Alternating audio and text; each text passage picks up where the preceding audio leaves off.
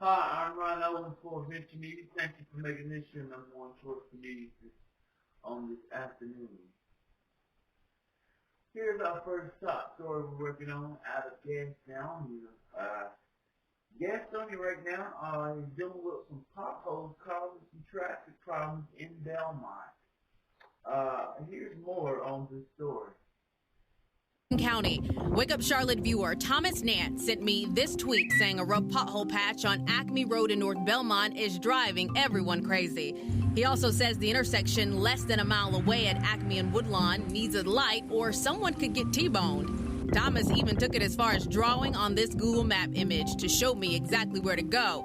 So I went out there to talk to neighbors and they agree. Yeah, light would probably help out a lot. Cannon Burton has only been living near the busy intersection since last August.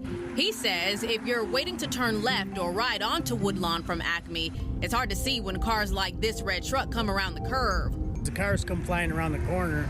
They're doing usually about 35, 40 miles an hour.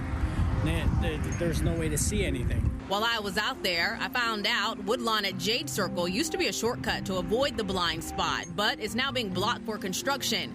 Cannon says without the alternate route, it makes it even harder to get out in front of speeders. I haven't seen any accidents there, but there's a lot of near misses.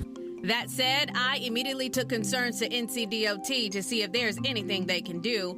Regarding the signal request, Marcus Thomas, NCDOT's Gaston County Communication Officer, says it could take some time for a study to be complete to see if a signal would be warranted. As far as this patch of potholes, he says crews are scheduled to make repairs this week and will monitor the route for more permanent repairs in the coming weeks. It's really dangerous.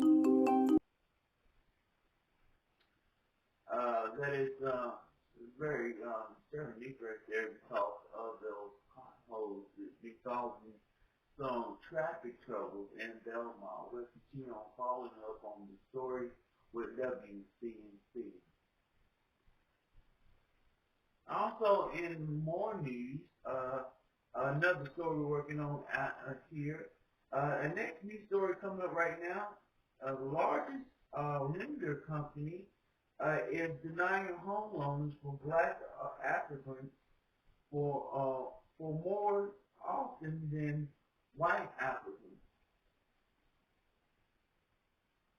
Here's more on this story.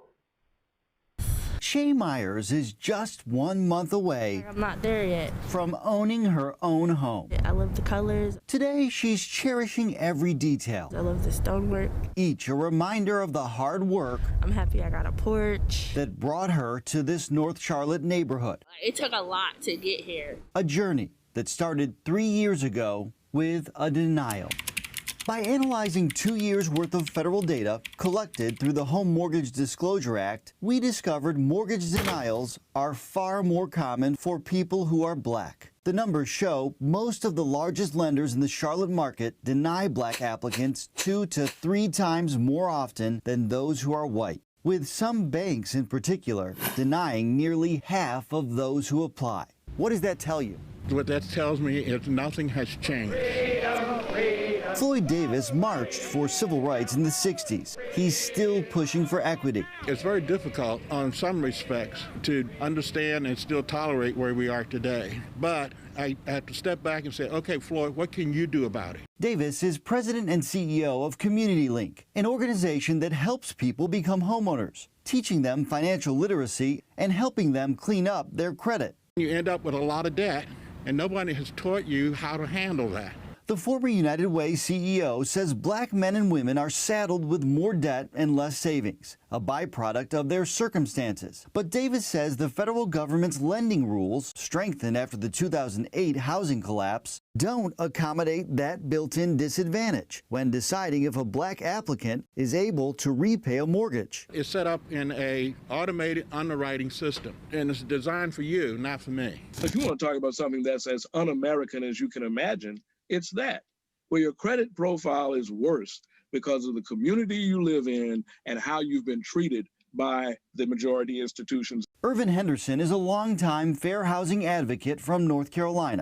I am Irvin Henderson. He once even testified before a congressional banking committee. He's not suggesting a shift back to awarding bad loans. Some folks need to be denied because their behavior has not been solid. And he's not downplaying the need for more financial literacy in black communities. But he says the only way to really address these disparities is to get the industry to change. The most important solution is sensitive underwriting. There are reasons why a person of color might have higher debt-to-income ratios. With a new administration now in the White House, the federal agency that oversees the mortgage industry calls racial equity a top priority. Industry banking groups tell us they continue to advocate for policy changes that can help reduce lending disparity rates. They would not answer our questions on camera, but rather provided statements, telling us they remain committed to working with policymakers to reduce the structural barriers standing in the way of hardworking and deserving Americans who may not all qualify under current rules. Rules that... And that's all that we have right now. Let's have a brief checkup on our weather forecast coming up after the break.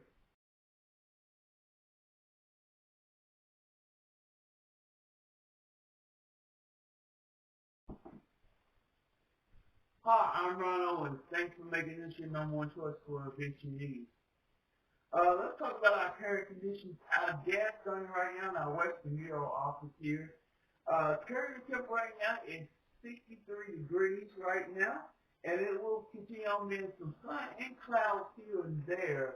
Also, we want to talk about for tomorrow, for Friday's forecast, if I pop that into view. Friday's forecast is expected to be 45 degrees is supposed to be the high, with some rain showers moving into our area, possibly in the morning, in the afternoon as well. Now the wind gusts will be out of the east and northeast at 8 miles per hour, with a gust of 18.